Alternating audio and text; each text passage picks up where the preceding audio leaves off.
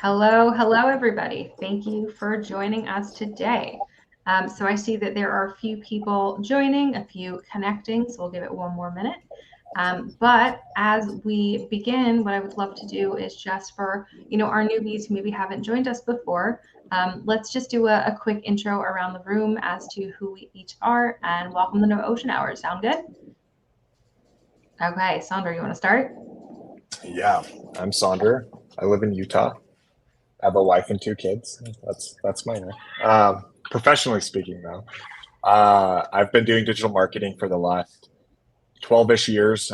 Got started by starting my own e-commerce brand 12 years ago. Have been involved in a few digital marketing and performance marketing agencies and running some things there. And yeah, now I help businesses analyze data in TripleWell and hopefully grow smarter. Awesome. Alejandro? That's nice. Hi, I'm Alejandro, and I'm also a digital marketer. I've been in this space for around 6 years. I started with drop shipping, like many of us did, and then progressed to performance marketing agencies, and then ended finally working for a proper D2C brand, which is where I learned a lot and pretty much everything that allows me to help amazing brands at TripleWell today. And what I do day to day is meet with brands and help them grow with our data. Amazing. And then, hi everyone, I'm Raquel, and I'm a customer success manager here at TripleWell. I also actually happen to have a background in digital, a little bit different to these guys, but spent some time in social and influencer land. And now I help, our customers really get the value out of our platform. So that is what we're here to do today. So Ocean Hours is a great initiative for our customers to come and actually get to speak to some of us. Really be able to ask the questions that maybe they're not getting those answers to. So that's what we're here for. So we do have a few good questions to dive into. So let me share them. Let me just copy and paste here. There's also a little bit of a misspelling. So, okay, so we've got our first question. And as we go through these questions, for all of those who have joined us, would absolutely love for you to submit your questions in the question box, and we can dive into them, but we do have a few questions to get started. So our first question here is D2C promotional best practices, SMS versus email, discount and deals. How long should we run for? This is definitely a question for the two of you, so would love to hear the answer. Start it, Alejandro. Oh, that's a tough one. It depends what business you have and what your business model is. It lacks a lot of context. But ideally, I mean, it lacks so much context in question. I mean, I'd say as short as possible, but as long as necessary. Yeah, I'd say to echo that. Usually, what we're trying to accomplish with discounts or promos is we're trying to create some urgency, right? And so I think you need to just understand what does that like urgency time frame look like for your customers. I personally like to do more free gifts than discounts, and usually free gifts with maybe old product that isn't selling, doesn't have as much of like a selling velocity. So that way you're actually not sacrificing necessarily any cash. You're actually going to increase your cash flow by doing that, since you're moving old inventory that way and creating some urgency. So that's where I tend to stay. Now, I think there are exceptions to that rule, which is typically like your Black Friday, Cyber Monday. People expect discounts there. I'm just not a big, discount fan. As far as like distribution goes, SMS and email are both great. I like to make the SMS a little bit more special and make that more like my VIP group for SMS, and that's not just to get discounts, but with my wife and I's boutique that we had, what we would do is every Tuesday we would have new launches, and we would give our VIP group, so anyone in our text message group, access an hour early. And so we would send them a password to the site to get access to that specific collection. And that always worked like really well. So kind of like a good balance of rewarding your top customers and those who are loyal, or, with that, early release type thing. Yeah, I guess that's pretty much it. That's probably what I'd say. Sonder, every time we speak, I learn something new about you. I didn't know that you and your wife had a boutique once upon a time. What kind of boutique was it? It was an online fashion boutique. So Very cool. my wife has a very interesting style, I guess I could say. Very aggressive, very much her. So I think it's like very good. But it's always been hard for her to find clothes that she liked. She always felt like she had to settle. So yeah, she went like a little more extreme, but it did pretty well. Cool. We only had it for a year before selling it, but yeah, it was good. Very cool. Very cool. I didn't know that. Okay. Next question here. So Max Johnson is asking, we noticed that some of our affiliate campaigns are showing up under organic and social. The TW parameters appear to be set up correctly in Impact. Is there a common cause for this issue? Max, when you say they're set up correctly in Impact, are you talking about total impact model? Is that what you're referring to? No, Impact is the network. Oh, Impact Network. Yeah. Okay. So Max, question for you. I'm going to go into your store. Would you be okay with me sharing your store on the screen? If not, I can walk through it. Not a problem at all. Yep, that should be fine. So I can share? You can. Okay, cool. Okay, Jeff just said Max is with Alan. Cool. We love Alan here. Perfect. So let me get that set up.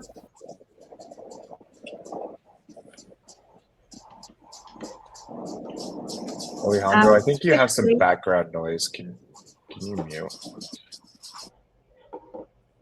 There we go. Typically, what the issue tends to be is that when we're working with these like third-party platforms, and you kind of want, that information to pull into Triple Whale, it typically, all it requires is some sort of a UTM adjustment. So let me just share the screen here and we can dive into it.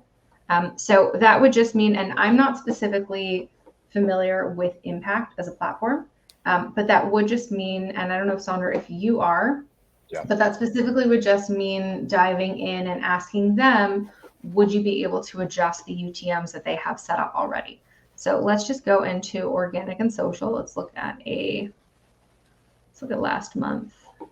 So there are two examples that sort of stick out. Sure. There's Forbes, so Forbes.com, as well as Rakuten, both affiliate partners, affiliate campaigns that, seem to be getting grouped under organic for whatever reason.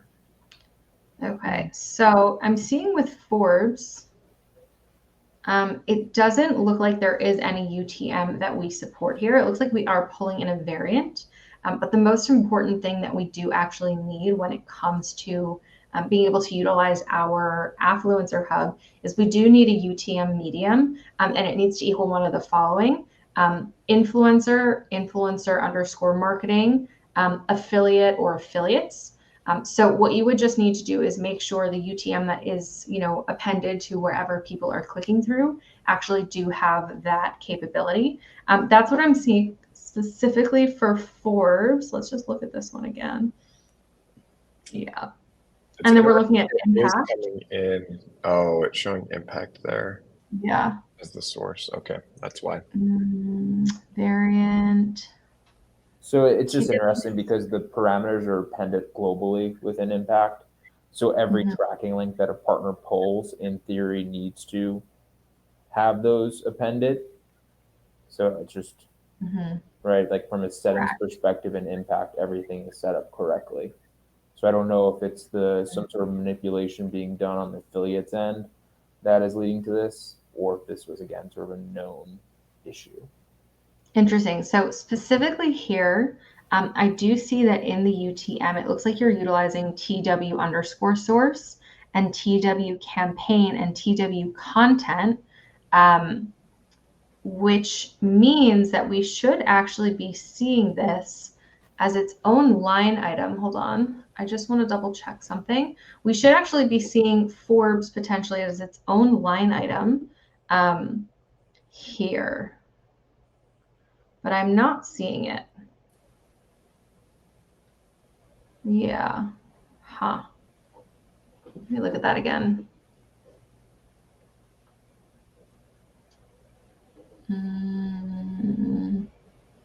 I just saw it. I think it was under Rakuten, correct? No, it was under Forbes. Just kidding. I think I looked at Janet. Actually, go copy link address. Okay.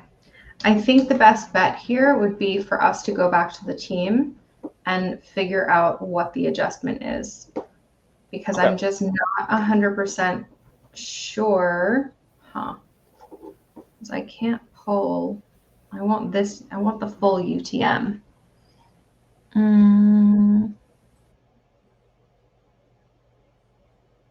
Yeah, I'm not sure why this is pulling in like this.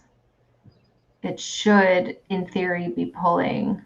Oh, wait, hold on. TW underscore source equals impact. Let's go double check that. It should be pulling, in theory, under source impact, but I'm not. Oh, wait, hold on. I think her name was Janet. Yeah, we're looking from triple attribution.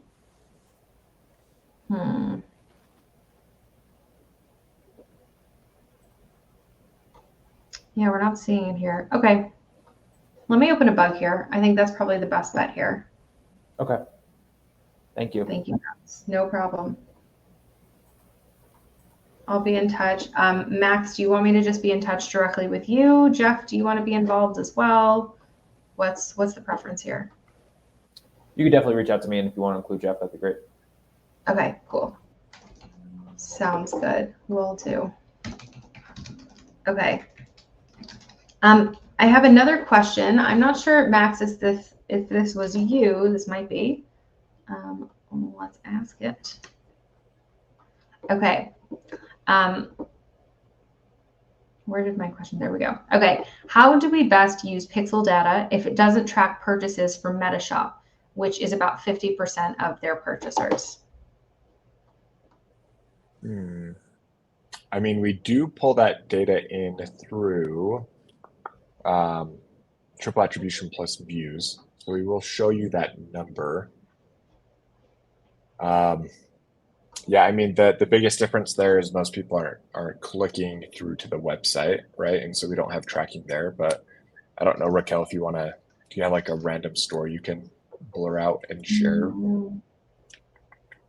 That actually has Meta purchases. I don't have one off the top of my head, I have to say. I feel like a lot of the customers, at least that I deal with, don't necessarily sell directly on Meta. Oh, got it.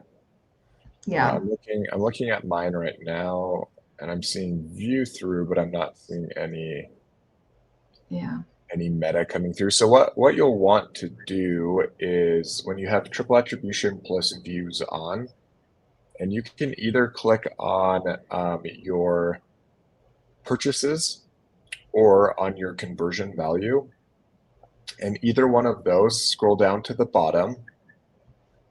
It will tell you how much of your revenue is coming through view through revenue and how much of that revenue is coming through meta purchases. Now, obviously, we don't have an API integration with Facebook where they're telling us the user's name, email, phone number that we're then able to match with Shopify orders. So I would definitely recommend turning on the CAPI integration if you haven't already with Shopify and Meta. So that will be helpful. And, frankly, I don't ever think we'll get to that level with Meta because then more or less we become a third-party pixel versus a first-party pixel. So yeah, I don't know if we'll necessarily ever get to that. So I'd probably always optimize based on triple attribution plus views if that many of your purchases are coming through. So we will count it in the conversion value and the total number of purchases, but it won't change your new customer purchases. So just keep that in mind. But that's probably how I would be optimizing within Triple Whale and looking into that. There we go.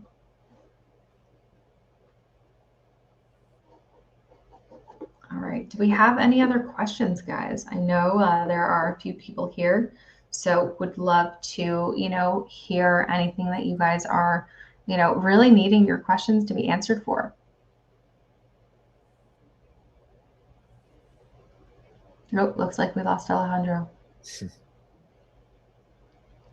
I have to say, I got a very interesting question right before this call. Was speaking to a great customer of mine who actually, Sandra, I'm going to loop you in because I think you guys could make some really cool magic together. And, you know, they were asking when it comes to total impact, like what has the feedback been of customers who are utilizing total impact? Has it been accurate? Has it been helpful? Has it not? You know, just based on my customers, I haven't heard so much chatter regarding total impact and kind of like the how is it working perspective. Wondering if you've heard anything, Sonder. Yeah, definitely. So from a handful of customers, where it has been very, very helpful is allocating budget. So using total impact on the Pixel All section has been like really helpful in just seeing what is actually driving a majority of your purchases that way. I think maybe where we haven't necessarily seen it quite work as well. Well, actually, let me keep going on what is working well. Optimizing within Facebook's platform itself has also been very helpful with total impact. And then on the Google side, we typically still stick to like a first click attribution model and optimize within Google on like a first click model. So but yeah, total impact. I had one client who was spending about 6K per day on both channels, so Google and Facebook. They're now reallocating that to be more like 2-to-1 towards Facebook based on total impact, and they're seeing a big increase in their overall new customer ROAS, their POAS, and a few other like really good metrics, and seeing their marketing efficiency ratio go down because they're driving more customer revenue. So it's been a pretty big win on that front. Cool. That's great to hear. All right. Kenny just asked a great question. Let me answer it. All right. How do I know if my TikTok setup is correct? I always verify my Meta and Google by going into Pixel tracking settings and clicking Facebook ads, seeing messages, but don't get messages with TikTok. So Kenny, great question you're bringing up here. Specifically due to the nature of our integration with TikTok, we don't have those same capabilities that we do with Facebook or Google.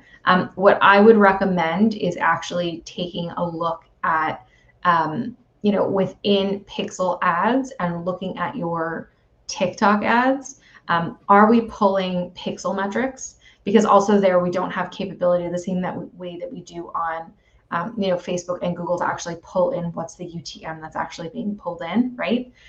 So what I would recommend is just taking a look. First of all, are we pulling any pixel metrics?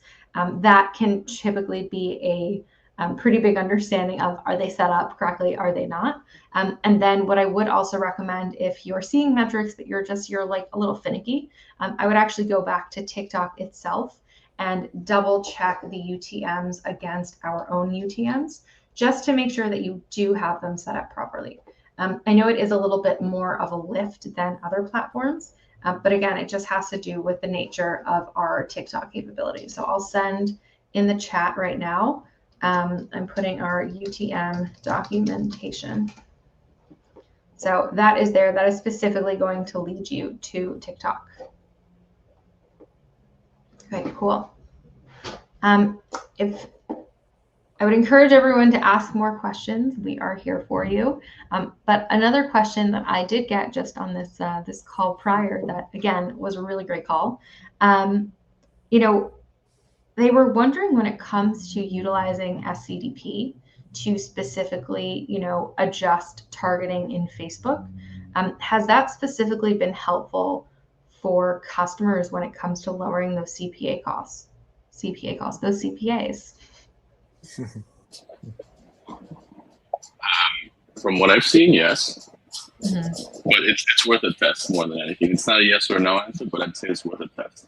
Because the SCDP does give you the possibility to target a group of customers that you could have never targeted before. I think it's worth a try, especially if you create a segment of your best customers or the customers that purchase the product, your hero product the most. And yeah, for sure. I think it can lower it, but it's worth a test. Gotcha. Right.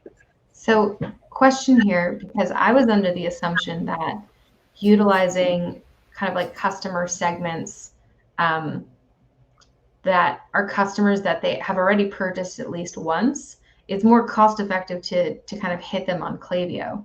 Is that not the case? Yeah, that's a good point. Alejandro, go ahead. No, I wanted to let you take over. Yeah, I always like to target existing customers on Klaviyo and any more lifecycle marketing channels. Where I really like the SCDP is creating lookalikes. So very, very big lookalikes, like 10% lookalikes off of my customer segments in the SCDP. And then I also like to create an all customer segment and then add that to my exclusions on my acquisition campaigns in Facebook. And so that's been a really good way that actually has brought down the SCDP that way. And then lookalikes are just always hit or miss. Like I think the big thing right now is obviously broad targeting. So what I typically like to do is just set up a CBO campaign that has broad as one ad set. That's literally no targeting at all. And then one that is that lookalike, that 10% lookalike. That's also very big. And obviously there's kind of like some targeting baked into that to some degree, and then kind of just like run those against each other. There'll probably be some overlap in that, but I think the attrition will be pretty low.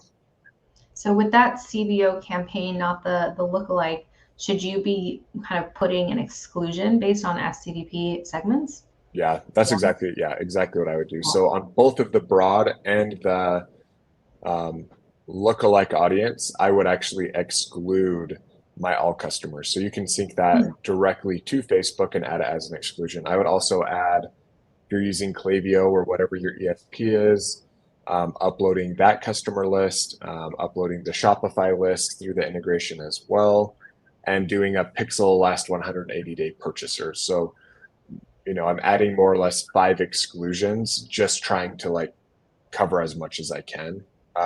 Hopefully, there's going to be overlap in there, but hopefully there's enough that it covers it. Gotcha. Cool. Right. Alyssa just asked us a great question. Data paralysis. Where do you suggest we start in the Triple Whale platform to review the success of a campaign during a specific season this year versus last year?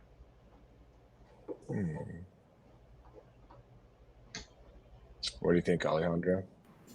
Ooh, it depends. How long have you had the Pixel installed? If you have the Pixel installed since last year, then you couldn't really do the analysis, right, without the Pixel being installed throughout both years.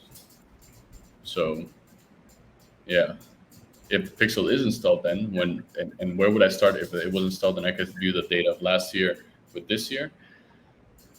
Where do you suggest we first start? Oof, that's a tough one, actually, Sandra.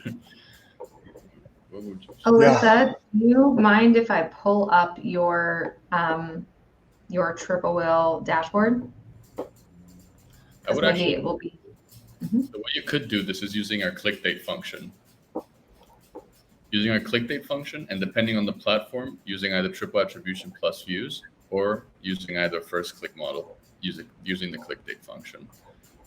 You can pull up an account and we can show her how to do that. The click date function is perfect for this. So Alyssa is cool with us pulling up tiny tags. So here it is. It's just loading.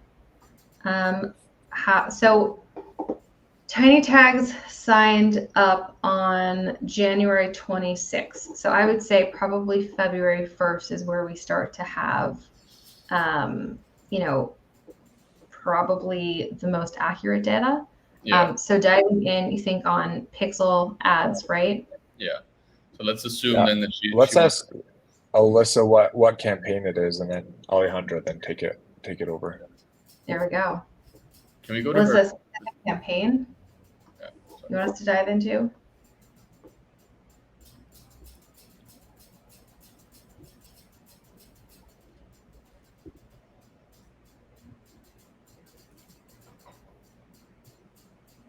She's typing.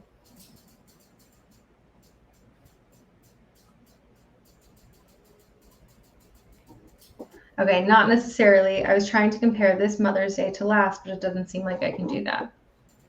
And we can still show her anyway, I guess. Let's imagine that we're trying to test February 14th.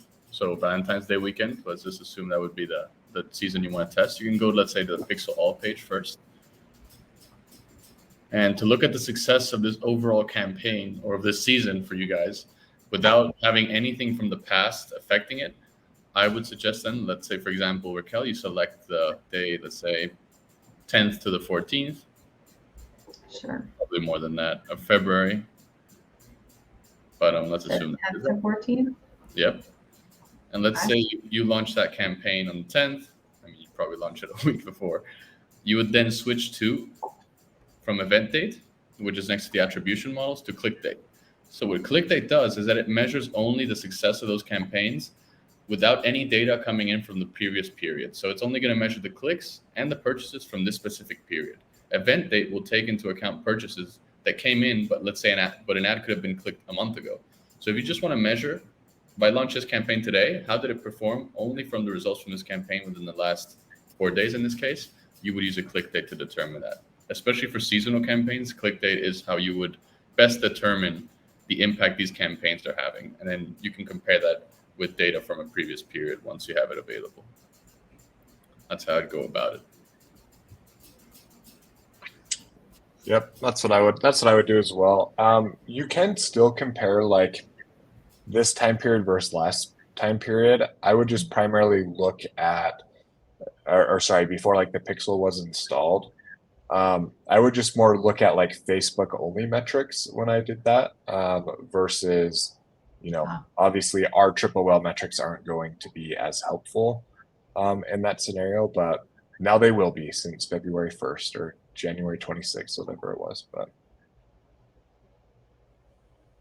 so if we were to look at, let's say we wanted to look at 2022, we would need to actually set this up so that it says February 2022. Just to make sure it's clear, we're not necessarily going to have any of these pixel metrics, but we will pull in the Facebook metrics if you did want to compare year over year. Kind of the other thing, I know this isn't at the campaign level, but one thing that you could set up if you wanted to, just to kind of get like high level metrics, not necessarily like as deep as campaign, right? Is you can set up the dates here within the calendar on summary page and play with compare to, and you could actually look at previous year so that you can understand like what are the, the metrics year over year, because I would say the majority of the data that we're actually pulling in on this page is not pixel related. This is being pulled in from the various integrations. So you would be able to kind of have that understanding as you're comparing 2022 to 2023. Any other questions, Alyssa?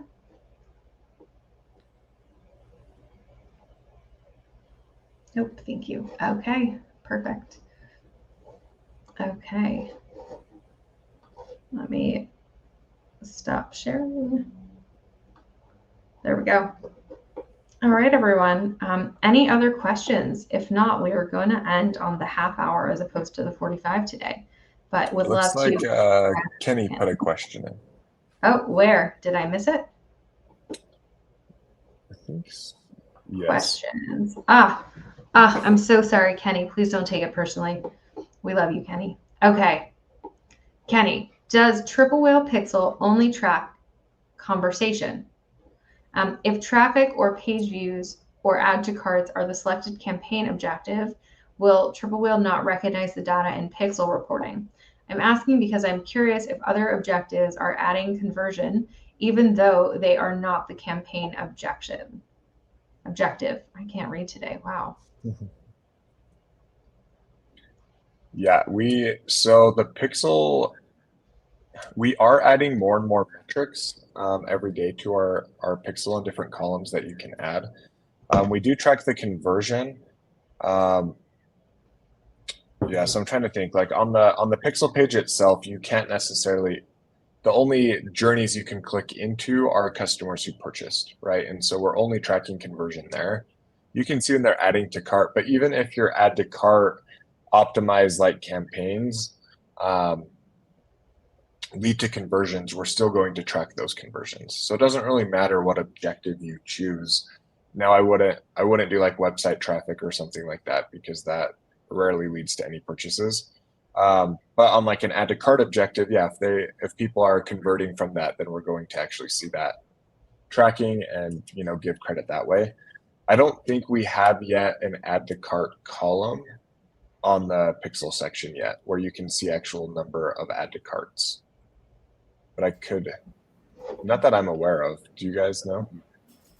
Being one. Let me check real quick. Number of add to carts in Pixel. So we have cost per add to cart and pixel unique add to carts. Oh, there we go. But we're Right. not necessarily pulling, I don't think we're pulling, or maybe we are, we're pulling add to cart from platform. It's probably from Shopify or just anyone hitting the cart page. No, I'm saying like if Google is also claiming or tracking add to carts, are we pulling that as well? What we're pulling is pixel data, so it is on Shopify specifically. I don't understand what you're saying. Okay, Alejandro, do you? Yeah. let me look. No, You know how man. like we pull in metrics from platforms and platforms. Oh, yeah. thing? I There we know go. you're okay. I see what you're saying. Yeah, I think it's just the pixel metric is what we have now, not Yeah. platform. I'm double checking. Sorry. It's all good. It's all good. I think you're right. I don't think we are pulling in from platform. I think we're just tracking. Yeah, no, we're just tracking what we're seeing in the pixel. Yeah. Yeah. Cool. Okay, awesome. It's like Kenny's still typing. I don't know if he has a follow up. Yes. Let's see. Let's see. I always love Kenny's follow-ups and just Kenny's questions in general. We'll just wait patiently for you, Kenny. Alejandro will wait impatiently then. Okay, Kenny said TikTok is terrible at converting. LOL. Thank you all. Yeah, TikTok seems to be very hit or miss. I think just because the ad attrition or fatigue is like very, very quick on TikTok. So more or less you run a creative and it kind of hits like its stride within like 1 or 2 days and then it like loses performance. So if you're seeing Kenny TikTok working well in like the first day, it could just be like an ad attrition issue. So keep that in mind. But most people that I see doing well on TikTok are uploading like multiple creatives per day into TikTok.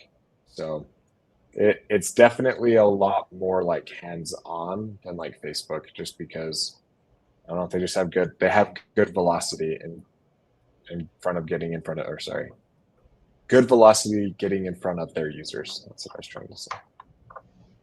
I think also one thing that I've noticed specifically with some customers is that when it comes to kind of what's the user behavior on TikTok, I think people are much more hesitant for some reason to click within TikTok as opposed to, Facebook, Google, whereas we do see kind of this user, I guess like experience where, customers may be served and actually see whatever you're, putting on TikTok ads wise, but then instead of clicking through, they're actually going to go to Google and Google you and kind of end up on your site that way.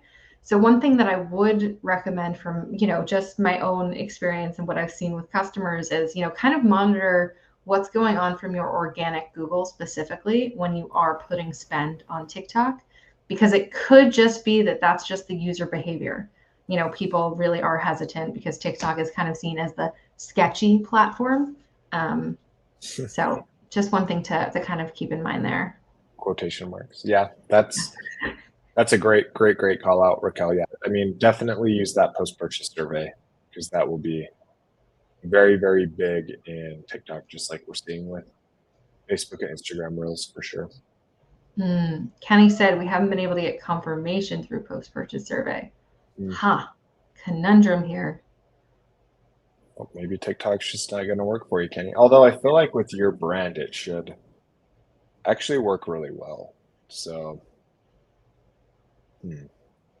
does it work organic? Have you worked with any like TikTok influencers on the organic side? So I'll Hold on. Kenny says, That's- right, we are blowing it in reference to your, it should be working for you. Organic does great. I'm glad to hear that, Kenny. Yeah, that's crazy. Ads don't work then. Hmm. Well, sorry, organic TikTok is doing great, or Instagram, or both. It's typing.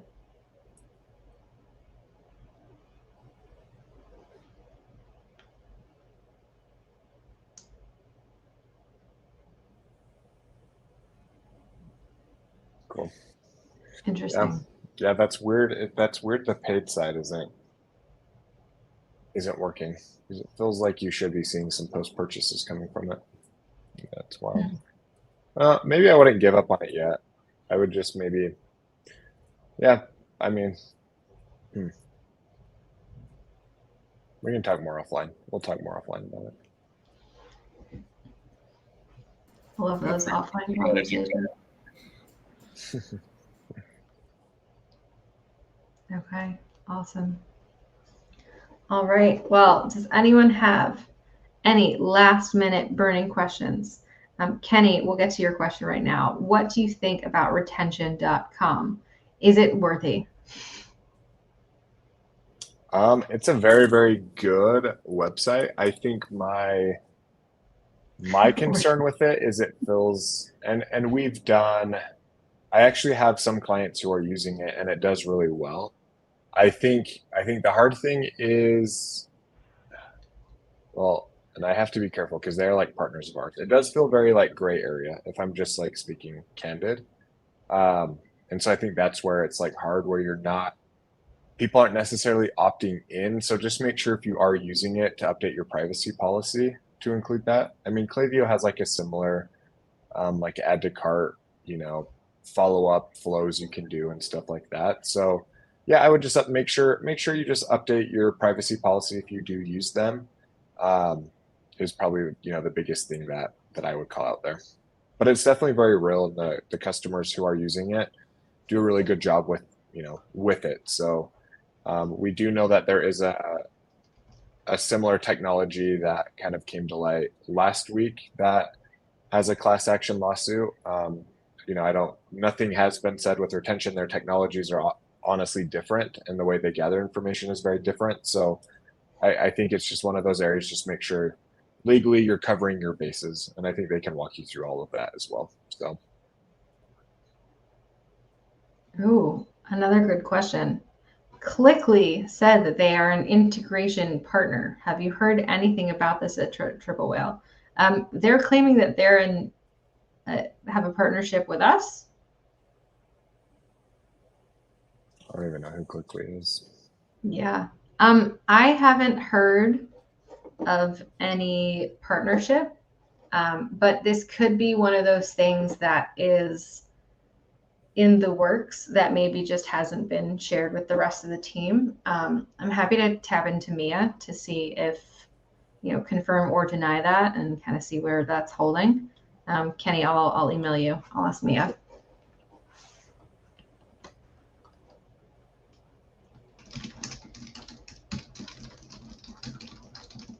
I see your review on here, Kenny. Nice review.